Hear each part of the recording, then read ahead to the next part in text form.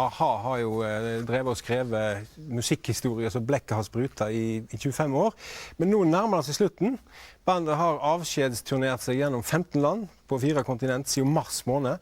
Nå er turen kommet til oss her i Norge, og sånn så det ut da de spilte på Ullevål stadion på lørdag.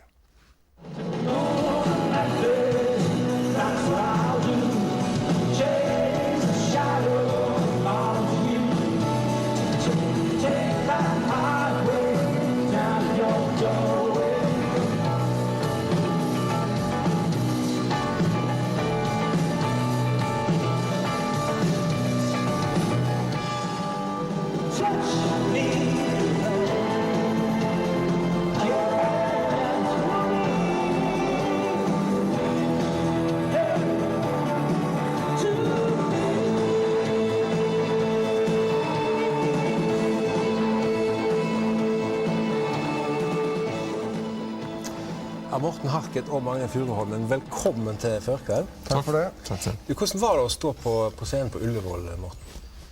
Det var veldig flott. Det var spesielt da, egentlig. Ja, på hva måte da? Det var en spesiell stemning, rett og slett. Det er vel litt det at det går jo for alvor opp for oss også nå når vi møter liksom hjemmepublikummet her i Norge for siste gang. Så blir jo på en måte alle tekstfrasene som vi har sunget i 25 år, ikke sant? Når du synger Wave Goodbye, så er det på en måte veldig mye mer aktuelt. Jeg får det en annen betydning. Ja, det er det som skjer, ikke sant? Men hva følelse er det som rører seg i dere nå, da? I deg, Morten? Vi spør hele tiden om det er vemodig, blant annet, og jevnt over så er det ikke den fargen på flagget, egentlig. Men hva farge er det på flagget? Det er akkurat, ja, altså, vi har jo valgt rødt, hvitt og blått som avslutning, da. Men når det kommer til vemod, så er det noen stikk av vemod som dukker opp plutselig nå og da. Du blir litt rørt, ikke sant? Ja. Altså, av reaksjoner så blir du på en måte litt fanget av det. Ja. Men dette er jo også vår profesjon, så det er klart at vi har jo vi har forberedt oss for å gi alt til publikum og virkelig liksom slå på stortromma ordentlig. Det er vel sånn sett noe helt spesielt dette at vi kan gjøre det så stort så mange steder i Norge. Det er vel kanskje ikke noe annet band som har gjort det. Nei, over det er så kort tidsrom.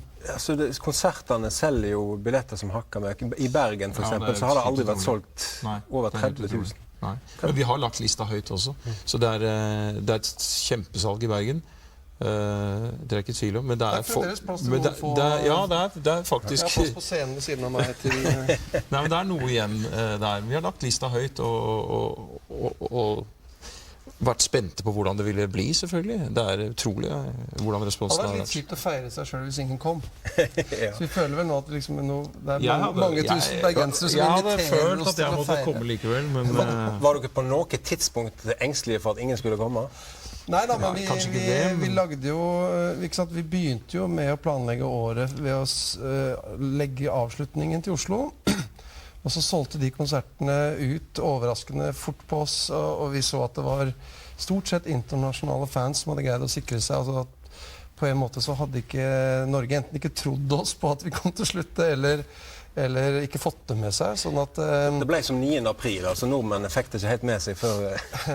Vel, jeg vet ikke om vi skal legge så stor symbolverdi i dette her, men det er klart at det er en epoke som er slutt, og vi synes jo det er fantastisk å kunne avslutte det på denne måten. Og jeg tror publikum som kommer også føler at det er noe som de tar med seg videre. Altså de var på denne ha-konserten som var først og fremst krigsstemning som preget konserten på Ullevål. Heller fred. Det var en det var en utrolig fin stemning, virkelig. Det var det. Det er jo mektig med et såpass stort publikum som det. Ja, det må jo være en enorm følelse å stå frem på der med sånne folkemengder. Ja, men også, det må jo sies, altså, når det da er hjemme her i Norge da, så er det litt spesielt. Det er det. Ja. Vi har besøk i studio i dag av en dame som hva skal vi si, litt over gjennomsnitt interessert i a-ha. Hun sitter her borte og blir pyntet og stelt akkurat nå. Merete, jeg tror du må, hvis du kan ta deg tid til å... Jeg trodde du skulle si litt over gjennomsnittet intelligent, men det var... Jo, da også. Så det går an å være over Ja, det er den jeg også lurer på. og over gjennomsnittighet. Her har vi beviset. Ja, her beviset. Nå har vi ikke noe intelligenstest å slå i bordet med, men du må komme bort her litt. Kan du da? Er ikke hun midt i en... Det går fint. Ja. Det har vi alltid tid til. Hei. Hei. Hallo. Hei. Du, fortell, Jeg skal klippe videre på. Hadde du regnet med dette når du kom her i dag? Vet du, det her er jo 2 drømmedager igjen. Ja, Det er helt fantastisk. det er det. Vi sto og ventet på Ullevål i siste liten for å håpe å få det med på nachspiel på lørdag. Men vi fant det ikke. Nei. Altså, jeg hevder fortsatt at jeg var der før deg. Ja. Og det er jeg så lei meg for. Du har hatt bilder av disse 2 gutter her på pikeværelseveggene. Ja, men der har vi grunnen. Hun kjente oss ikke igjen. Det må det være. Vet du, jeg så det med en gang at det var dere. Men det er litt flaut at elevene mine hører det her. Men jeg har en sånn kasse på loftet hos mamma med plakater. Sånn bunke med Bon Jovi og a-ha. Bon Jovi Og de har sånne, det som er så tøft, at plakatene er jo blank, men de har sånne fine, lodne lepper. Det er helt sykt, men det er faktisk sant. Så forelsket var vi i 12-13-årsgraden. Hvordan var det å være på Ullevål på lørdag da? Vet du, det var helt sinnssykt. Det var så flott. Det var skikkelig rockestemning, og vi satt opp på setene her en liten stund, men så måtte vi bare ned og danse. Det var helt supert. Og jeg vet jo at du har jo også prøvd å få billetter til en annen. Altså en av de andre a-ha-konsertene. Ja. Men ikke... Nei, det har ikke vært veldig lett. Jeg digger jo Hunting High and Low. Når jeg hørte den på Ullevål, så blir det litt sånn tårvått i kroken. Og så tenkte jeg har jo ikke fått tak i billetter til Royal Albert Hall, selvfølgelig, for det var utsolgt. Men ja. Er det noe, altså nå bare spør, er det et eller annet dere kan bidra med der som et plaster på såret? Er det mulig å... Vi kan jo ikke si nei nå. Altså, så enkelt har jo dere gjort det for oss. Så nå hører dere med til historien at det kommer nok til å bli en forestilling til av Hunting High. Nå foregriper jeg begivenheten, det skal ganske drøyt her, men Bare hold det for dere selv. Ja, ikke del det med noen. Skal ikke si det til noen. Nei, men uansett så kan vi ikke være dårligere enn at vi tilbyr deg 2 billetter til Royal Albert Hall, siden du nå først er her. Men det kan hende du får et alternativ, og hvis du gjør det, så kan du jo velge hvilken av de du går på. Fantastisk. Nå ser jeg tårene komme her. Det var bra. Jeg skulle ikke mangle. Jeg har fått klem her uansett. Unnskyld, Sanna. Unnskyld. Dette er jo mer enn du hadde håpet på. Det er helt sykt. Mens du... Og det er gledestårer. Ja, det tviler jeg vel ikke på. Hvem skal du ha med deg? Det vet du ikke ennå? Nei, det kan jeg ikke si. Nei. Nei. Mens du kommer til hekten igjen, så skal vi se litt på et klipp her fra tidligere tider. Så vidt som vi har kunnet bringe i erfaring, så er dette her a-has aller første TV-opptreden fra 1984. Og her høyt over manesjen så har jeg med meg 3 gutter. Det er gutter dere er, ikke sant? Yes. Ja. Klarer dere å bli verdensberømt, tror dere, med all den hjelpa dere har fra plateselskap og manager og... Ja, håper det. Ja, du er i gang med å hjelpe oss på veien også.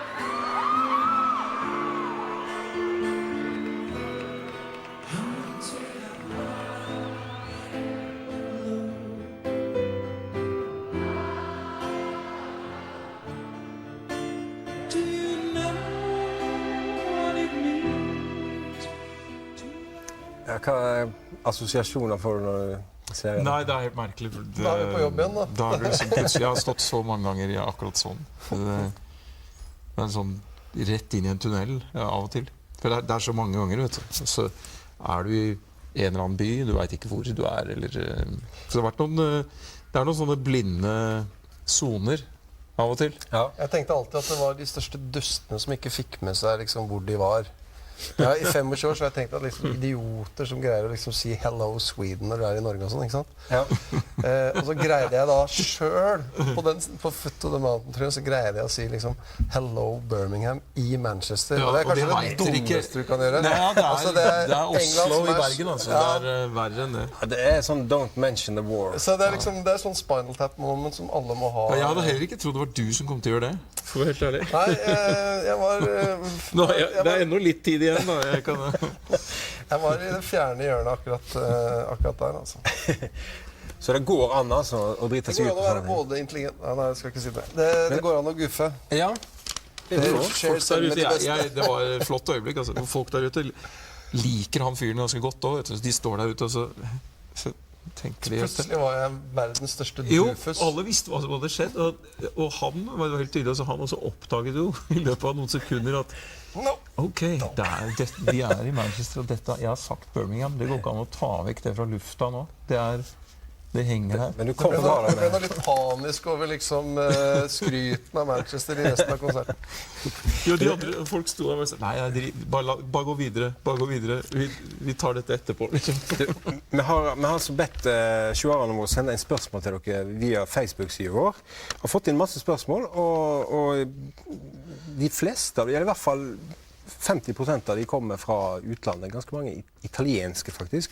Vi kan Vi ta... er litt sure på oss, for vi har faktisk ikke greid å legge Italia inn i avskjedsturneen vår, og vi er litt sånn lei oss for det. Ja, her står det altså at fra Serena Renzi, som skriver dette her, at italienske fans er så lei seg fordi at dere ikke kommer og sier farvel i hennes land.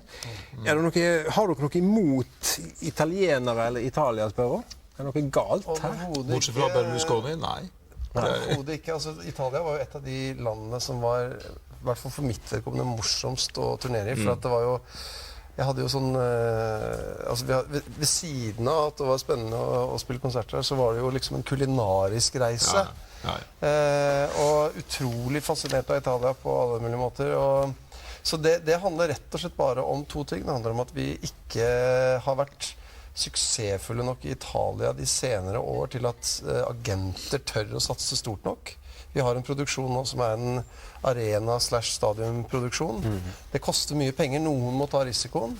Og vi har vært villige til å ta vår del av risikoen, men vi har ikke fått Altså, vi har masse fans i Italia, men jeg tror ikke de agentene føler seg trygge nok på det. Og det andre er rett og slett også at vi har hatt så sterkt påtrykk fra andre steder at du til slutt bare sier ok, vi gjør det der hvor vi vet vi får lov til å komme.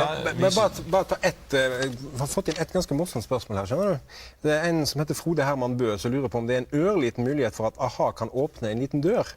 Trenger hjelp til å få Paul McCartney til Feie for å synge Yellow Submarine.